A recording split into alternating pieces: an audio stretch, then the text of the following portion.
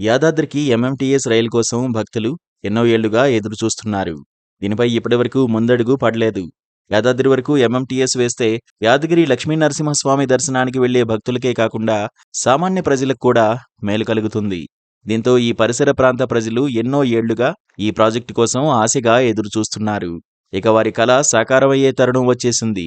యాదాద్రికి MMTS రైలుపై కేంద్ర మంత్రి కిషన్ రెడ్డి కీలక సమాచారం తెలిపారు. అమృత్ భారత్ స్టేషన్ స్కీమ్ కింద ఘట్కేసర్ నుంచి యాదాద్రి వరకు ఎంఎంటీఎస్ విస్తరణపై కేంద్రం దృష్టి సారించింది. దీనికి సంబంధించి ఇప్పటికే టెండర్ల ప్రక్రియ పూర్తయింది. ఇక ఈ ఏడాది జూన్లో ప్రాథమిక పనులు ప్రారంభమవుతాయని కేంద్ర మంత్రి కిషన్ రెడ్డి ప్రకటించారు. అంతేకాక తెలంగాణ మంత్రి కోమటిరెడ్డి వెంకటరెడ్డి యాదగిరిగుట్ట ఎంఎంటీఎస్ ప్రాజెక్టు పనులు త్వరగా చేపట్టాలని కేంద్ర మంత్రి కిషన్ రెడ్డిని కోరారు. ఈ సందర్భంగా మంత్రి కోమటిరెడ్డి వెంకటరెడ్డి మాట్లాడుతూ నిత్యం ఘట్కేసర్ నుంచి యాదగిరిగుట్టకు 50,000 మందికి పైగా ప్రయాణం చేస్తుంటారని తెలిపారు. అలానే ఇప్పుడు యాదాద్రి లక్ష్మీనరసింహస్వామి దర్శనం కోసం హైదరాబాద్ నుంచి భారీగా జనాలు తరలివస్తున్నారు. ఈ క్రమంలో యాదాద్రి వరకు ఎంఎంటీఎస్ రైలు అందుబాటులోకి వస్తే వీరికి సౌకర్యవంతంగా ఉంటుందని తెలిపారు.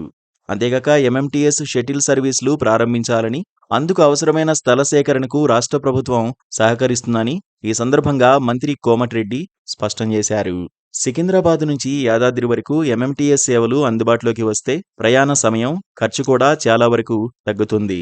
యాదాద్రి రైల్వే స్టేషన్లో అన్ని ఎక్స్ప్రెస్ రైళ్లు ఆపేలా చర్యలు తీసుకోవాలని ప్రజలు కోరుతున్నారు.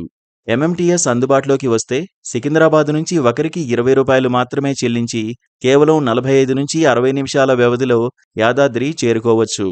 ఎంఎంటీఎస్ సేవల పొడిగింపుకు కేంద్రం ముందుకు రావడంతో భక్తులు సంతోషం వ్యక్తం చేస్తున్నారు. ఈ ప్రాజెక్టు పూర్తయితే స్వామివారి దర్శనానికి డబ్బు, సమయం ఆదా అవుతుందని భక్తులు హర్షం వ్యక్తం చేస్తున్నారు.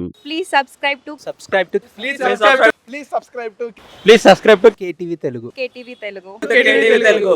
Telugu. KTV Telugu channel.